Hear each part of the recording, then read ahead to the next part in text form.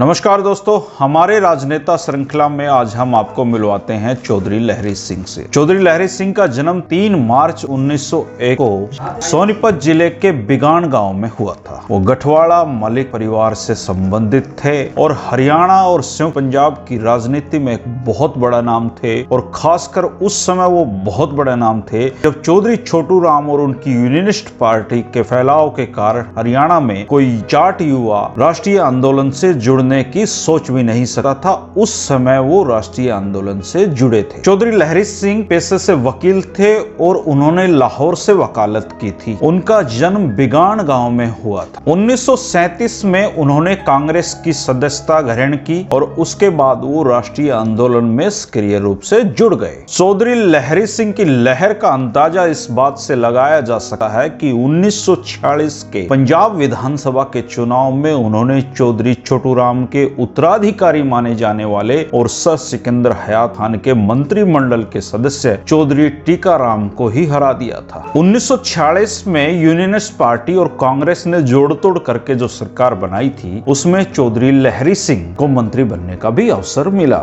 1947 में भारत के विभाजन के बाद पंजाब में जो सरकार बनी उसमें भीमसेन सच्चर के प्रभाव के कारण उनको मंत्री नहीं बनाया गया। 1949 में भीमसेन सच्चर को मुख्यमंत्री बनने का मौका मिला और चौधरी लहरी सिंह भी मंत्री के रूप में उनकी सरकार में शामिल हो गए, लेकिन फिर भीमसेन सच्चर की कुर्सी चली गई और फिर से चौधरी लहरी सिंह को अपना मंत्री पद गंवाना पड़ा। इसके बाद आए 1952 के विधानसभा चुनाव और उन्होंने यूनियनिस्ट पार्टी के चौधरी चंद्रभान को हराकर फिर से जीत दर्ज की। इसके बाद उन्हें भीमसेन सच्चर की सरकार में सिंचाई मंत्री के रूप में जिम्मेदारी दी गई। 1952 से 1956 तक के कार्यकाल में चौधरी लहरी सिंह ने सिंचाई मंत्री के रूप में भाखड़ा नांगल डैम प्रोजेक्ट, जो चौधरी छोटू राम की एक महत्वाकांक्षी सोच थी, उसको सिरे चढ़ाने के लिए उन्होंने दिन रात एक कर दिए और इस प्रोजेक्ट को बड़े स्तर पे, अच्छे स्तर पे शुरू करवाने में चौधरी लहरी सिंह का एक अहम योगदान माना जाता है। राज्य की सिंचाई व्यवस्था को भी पटरी पर लाने और उसका फायदा किसानों और मजदूरों तक पहुंचाने में भी चौधरी लहरी सिंह ने कोई कसर नहीं छोड़ी थी। चौधरी लहरी सिंह की इस दौरान एक और पहचान बनी। उन दिनों पुराना रोहतक जो था उसमें डाकुओं का बहुत बड़ा खौफ था। डाकुओं के छोटे छोटे कई सारे दल बन गए थे और लोगों के साथ उनकी जो लूट मार की घटनाएं थी वो दिनों दिन बढ़ती जा रही थी। चौधरी लहरी सिंह इसको बर्दाश्त करने के मूड में नहीं थे। उनको बहुत सारे लोगों ने सलाह भी दी कि डाकुओं से पंगा लेना ठीक नहीं है, लेकिन चौधरी लहरी सिंह ने पुलिस प्रशासन को आदेश करके ऐसा दबाव बनाया कि पुराने रोहतक में एक तरीके से डाकुओं का उन्होंने सफाया ही कर डाला और उनका जो खौफ था उस समय डाकुओं में भी देखा जाता था। उस दौरान सोवियत यूनियन के प्रधानमंत्री उनके द्वारा करवाए गए विकास कार्यों का जायजा लेने के लिए भटगांव में आए थे और ये उस दौर की बहुत बड़ी बात थी। उनका सरकार में आना और सरकार से जाना कोई बड़ी घटनाएं नहीं होती थी। भीमसेन सच्चर जब भी सरकार में रहते, वो मंत्री रहते, भीमसेन सच्चर की सरकार नहीं होती तो उन्हें मंत्री पद से हटा दिया जाता। 1957 में फिर से उनके साथ यही हुआ। 1957 के विधानसभा चुनाव में उन्होंने पंडित चिरंजी लाल को हराया और गन्नौर से फिर से एक शानदार जीत दर्ज कर ली, लेकिन प्रताप सिंह कैरो ने पिछली सरकारों की तरह उनकी उपेक्षा जारी रखी और उनको मंत्री नहीं बनाया। अपनी उपेक्षा से परेशान चौधरी लहरी सिंह ने वो काम कर दिया जो हरियाणा की राजनीति में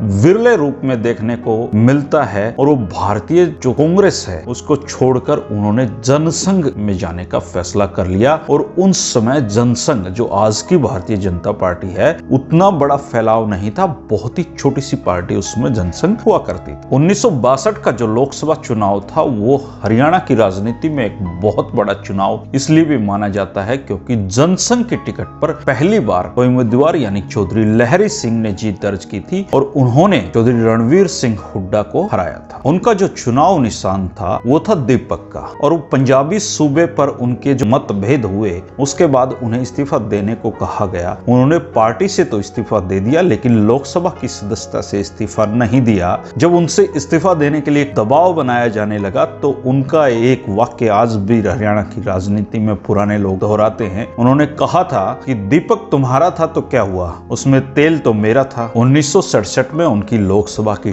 टर्म खत्म हो गई और इसके बाद उन्होंने राजनीति से संन्यास ले लिया और वकालत के पेशे में जुड़कर गरीब गुरबों के लिए काम करने लगे। 3 अक्टूबर 1981 को चौधरी लहरी सिंह हमारे बीच से चले गए। उनकी राजनीतिक विरासत का लाभ उठाकर चौधरी राजेंद्र सिंह 1968 में विशाल हरियाणा पार्टी की टिकट पर गन्नौर से विधायक बने थे। इसके बाद उन्होंने दल बदला और चौधरी बंसीलाल की सरकार में मंत्री हो गए। इसके बाद इन्हीं के पुत्र जितेंद्र मलिक ने गन्नौर से विधानसभा का चुनाव भी जीता और सोनीपत लोकसभा क्षेत्र से वो सांसद भी रहे। चौधरी लहरी सिंह का ये एक संक्षिप्त सा जीवन परिचय था, लेकिन चौधरी लहरी सिंह गिनती हरियाणा के पढ़े लिखे उच्च कोटि के राजनेताओं में हमेशा होती रहेगी। उनके नाम से जो इतिहास दर्ज है कि उन्होंने उस दौर में जनसंघ की टिकट पर भी चुनाव लड़ा था और जीता था, ये भी अपने आप में एक अलग तरह का रिकॉर्ड है और इस रूप में भी उनको याद किया जाएगा।